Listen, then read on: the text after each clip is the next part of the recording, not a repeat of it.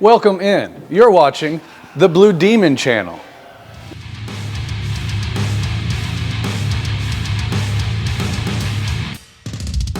All right, so today we are playing with some 332 ER4043. One of the most widely used and oldest aluminum filler materials. It has got silicon additives that help it wet in a little easier and also make it less prone to cracking due to vibration and stress than other aluminum filler choices. So our balance is represented in a numerical percentage value. Now a 50-50 percentage, that would be 50% DC negative, 50% DC positive.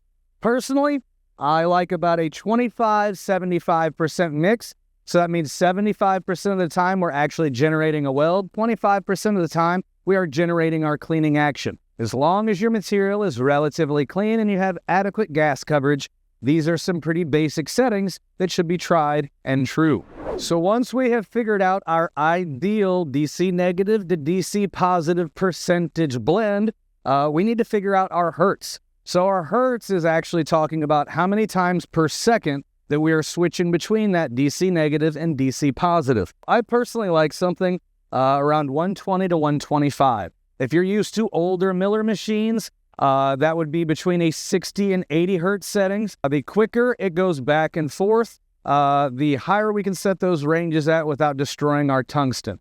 At a lower 60 hertz, a lot of times, especially if you're still an old timer, a Heliar guy and using pure, we can still get that pure tungsten to dangle and wobble around quite a bit. But those higher hertz settings can switch between those poles quick enough that we can still use our favorite tungsten, our favorite settings, and sometimes even manage to keep a point on our tungsten while welding aluminum. Now, when it comes to tungsten selection and gas nozzle, we're going to want a multi-mix blend of some sort. Today, I'm using the pink multi-mix from Blue Demon. Fancy that. And I'm also using an edge cup. Now, depending on the size of the cup, we do not need a lot of gas coverage for aluminum.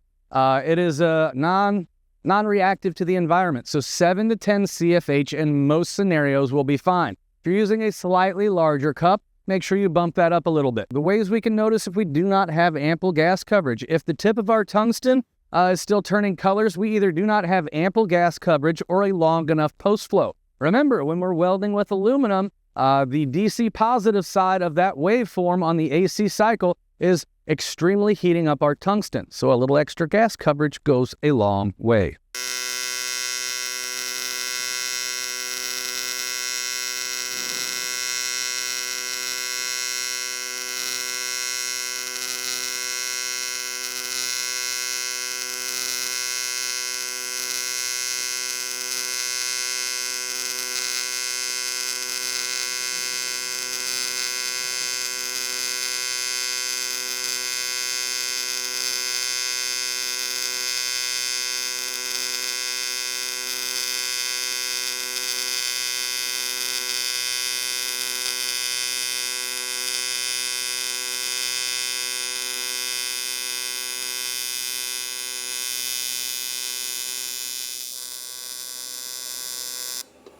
All right, so here we just welded out a 12 gauge ER4043 with 3/32 filler wire.